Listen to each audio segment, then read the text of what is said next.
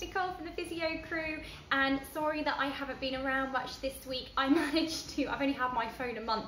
I managed to max out the storage of an SD card and the whole phone through videos that I've been doing for online stuff, and also I managed to max out all of my data. So it's been a bit of a quiet week for me, and I apologise about that. But today I want to talk to you all about sleep. I'm reading a whole book. This is the joy that you guys get, is you don't have to spend all your time listening to audiobooks.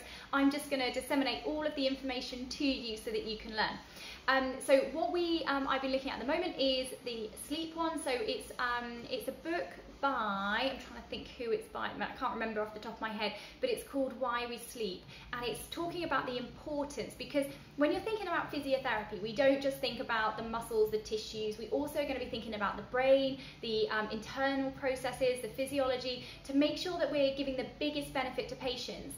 And so what I was looking at is specifically how it affects your immune system. So we know that you should sleep between 7, ideally 8 hours a night, and that sleep massively disrupts all of those normal physiological things that should be happening. So we know that it increases your risk of cancer to be sleep deprived. We know that it increases your risk of heart disease to be sleep deprived. And so it's really, really important that you're investing that time now. And actually what I've been doing with patients today is prescribing sleep and saying, right, you need to be getting 8 hours. I always do this with patients that are post-op anyway, because we know that if you have less sleep, it lowers your immune system. You're more likely to get infection. You're going to get more muscle wastage. You're going to get more anxiety, because we know that sleep deprivation is also linked with lots of mental health disorders. So it's really, really important, and it's a really basic, nice thing to do. Like, a lot of people say to me, well, I don't want to do exercises, but everybody loves to sleep. And you may say, I don't have time, but you need to look at really what you're losing during the day by not sleeping. So you're going to be unproductive, you're not going to be as happy within your life, you're not going to feel as great because you're going to have to deal with more pain. So having lots and lots of sleep, adequate sleep, ideally 8 hours a night. The only time we wouldn't go over 8 hours is if you have back pain, because we know that having more than 8 hours of sleep a night predisposes you to having back pain, because you're still for longer periods of time, especially if you have non-specific lower back pain. So keep moving, but try and make sure that you're getting at least 7 to 8 hours a night. If you're not, have a little think about why you might not be getting that sleep. Is it because there's anxieties going on? Is there stress with your kids? Is there stress at work? How can you resolve those anxieties? Sometimes it can be as simple as we've got lots of questions going on in our head. So it might be, have I remembered to lock the front door? Have I remembered to feed the dog? I need to send those exercises. That's the one I get, although now I've got a system in place that I make sure all exercises are gone before I leave clinic, so that works much better. That's the beauty of having camera phones. We can just literally record them all.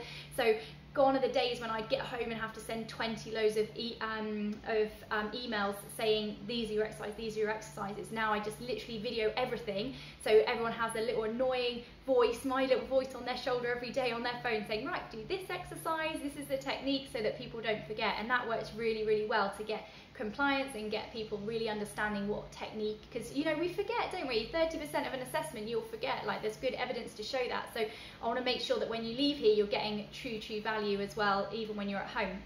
So just to review then, with sleep, very, very important to help your physiological functions inside your body. Very important that you get 8 hours if you can, at least 7.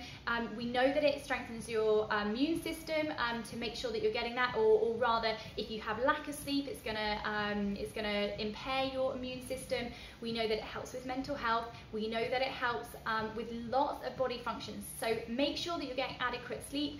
One of the little tricks, I was talking to you a little bit a minute ago about, those asking the questions, and one of the little tricks from another book that I listened to on Audible was to think about having a box. So when you're getting those questions, so when you're getting things like, have I locked the door, have I done the exercises, that's your brain trying to answer questions, and it will continue trying to answer those questions until they're resolved. That's why when you meet someone and you're like, oh, what's their name, you remember at like 11 o'clock at night, because your brain is constantly processing and trying to solve questions that you're asking it. So what is important to do is to externalize it. So what that means is to write it down on a piece of paper, or you can compartmentalize it, which is what you can do internally. So imagine in your brain, physically imagine a piece of paper, and put on the paper little boxes around the edge of the paper. Each time a thought comes in, view it as a physical thought. So actually think, okay, have I locked the back door? So think of it as a physical thought, put it into the imaginary box in your brain, and then close the lid. Now you're gonna think I'm absolutely nuts, but this completely changed my life. When I learned this skill, it was amazing. I could sleep. I never had problems sleeping after that. So it's really, really important that you're thinking outside the box of ways to help you with your sleep. We know that it's really, really important. It's no good just telling yourself to sleep. Get help. I'm not a sleep specialist, so you know, I can teach you these basic exercises, but I do know how important sleep is for your recovery, for your rehab, and that's why I'm sharing it with you. So I will be listening to the book. I've got 15 hours left of it, so I'll let you know how that goes over. I'll probably finish that in the next couple of days. So yeah, hopefully you'll get some good tips out of that. All right, guys, take care. Bye-bye. Bye-bye.